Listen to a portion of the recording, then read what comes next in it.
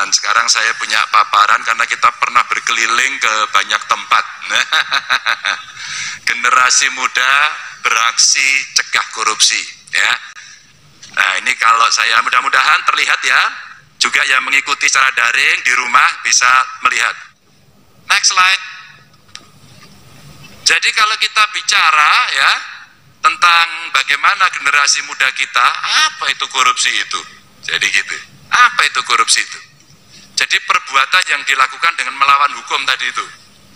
Melawan hukum, nggak benar. Untuk memperkaya diri sendiri.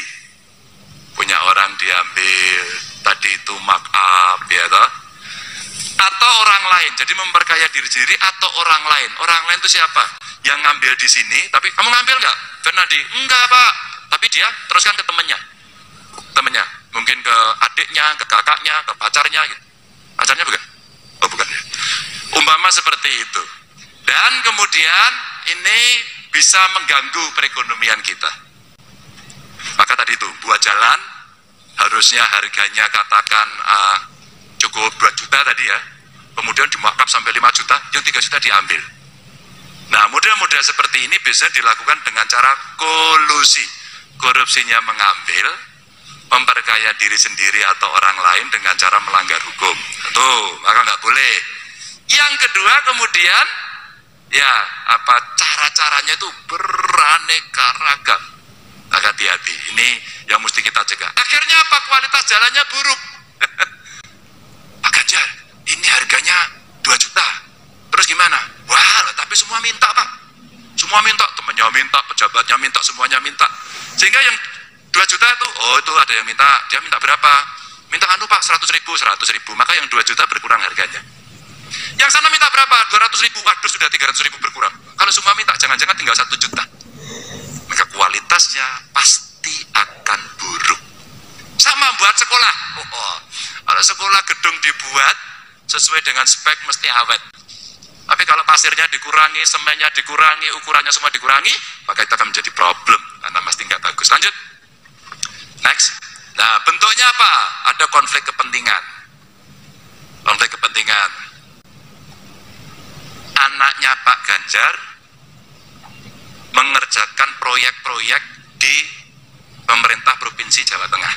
Ada konflik kepentingan. Anaknya kok, anaknya Pak Gubernur, dia juga proyek. Ada konflik kepentingan.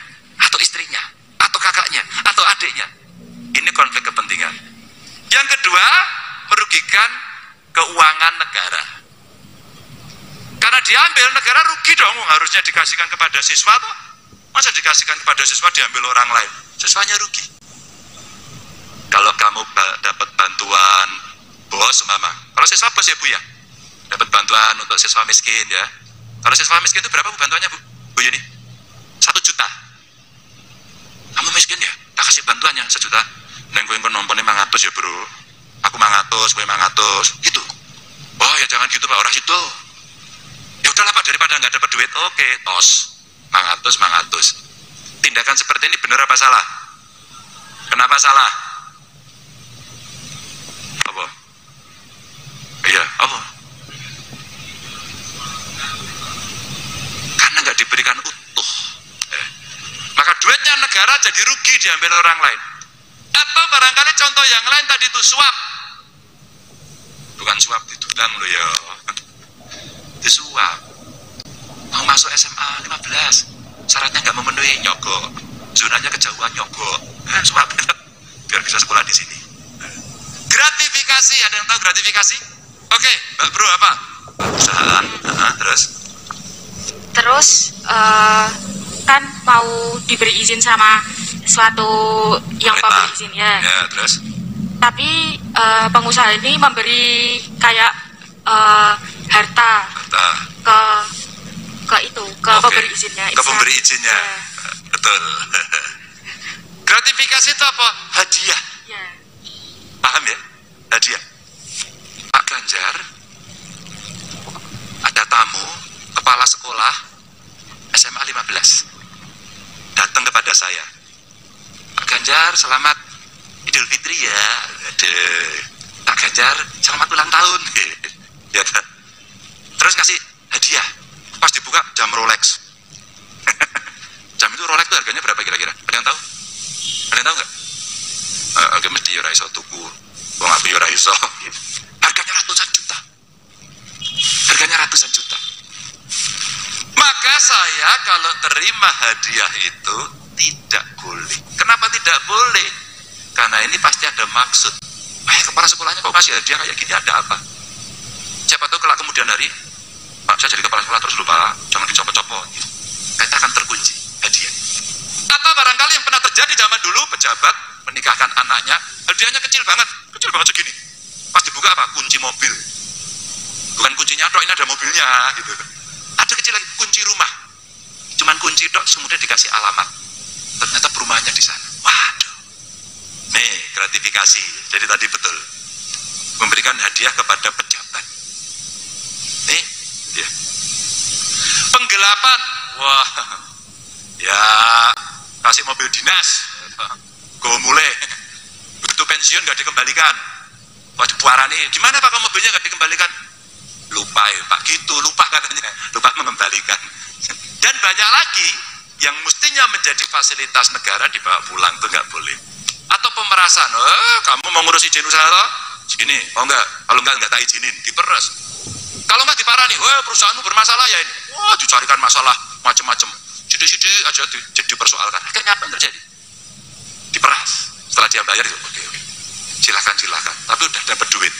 Ini contoh-contoh bentuk korupsi. Anak-anak di sekolah mulai bisa praktek kok dengan ini. Konflik kepentingan tadi itu kalau ujian, ya tak? Ya lah Pak, ujiannya garap, dia ada konflik kepentingan. Karena saya harus lulus, maka nggak garap sendiri, ya. Terus kemudian maaf, mungkin orang tuanya guru, sehingga dibocorin sama orang tuanya. Itu juga tidak boleh. Sederhana saja toh. Merugikan keuangan negara, ya udah nggak usah keuangan negara, keuangan kelas saja tadi. Bendaharanya nyatat. Kalau duitnya kemudian dipakai untuk bendaharanya, boleh nggak? Nggak boleh. Maka betul tadi disampaikan teman-temanmu yang ikut secara daring tadi, mencatat, melaporkan secara transparan, secara terbuka, sederhana aja dari bendahara kelas tadi. Anggap aja kelas ini negara, maka belajar kalian mengelola keuangan negara dari iuran kalian semuanya. Ini sederhana tapi bagus ya. Suap itu tadi, mau ujian nyuap gurunya. Gurunya dikasih suap, tentunya kadang-kadang gratifikasi. Umpama gurunya ya, guru besok ujian ya, karena sampai apa akhirnya digawakke apa ya, lumpia. Sederhana loh, lumpia. Begitu selesai, wah lumpia enak loh dek, ya matur nuwun saya seneng ya gitu ya. Pada saat ane nggih ngeten to Bu, sesuk kula ujian kula ra mudeng nggih. Amun lali nggih Bu bijine mboten sah oke-oke 99,9. Boleh nggak kayak gitu? Boleh nggak? Simple. Next. Maka berikutnya, hati-hati ya, bolos gitu. Jangan bolos, izin aja kalau nggak bisa. Nyontek tadi udah disampaikan ya tak? Nyontek gitu kan. Ya kadang-kadang ada salah. Namanya proses belajar, learning proses harus dilakukan. Oh salah, kamu salah ya nak ya. Bisa nggak boleh diulangi. Kalau nggak bisa tanya saja. Itu nggak apa-apa. Belajar tidak ada manusia sempurna. Tidak ada. Dan proses belajar ini penting sehingga kelak kemudian hari kalian ada yang jadi bos di perusahaan besar, ada yang jadi pejabat ya, ada yang jadi profesional. Kalau bekerja kemudian jujur, berintegritas. Titip absen, bebas ngono. Integritas tadi, kejujuran tadi. Rasa titip ngomong-ngomong wae. Terlambat kumpulkan tugas, sebenarnya itu ya tidak terlalu lah ini, enggak korupsi nih kalau ini. Sing kleru itu. Datang terlambat itu disiplin aja, membangun belajar integritas saja.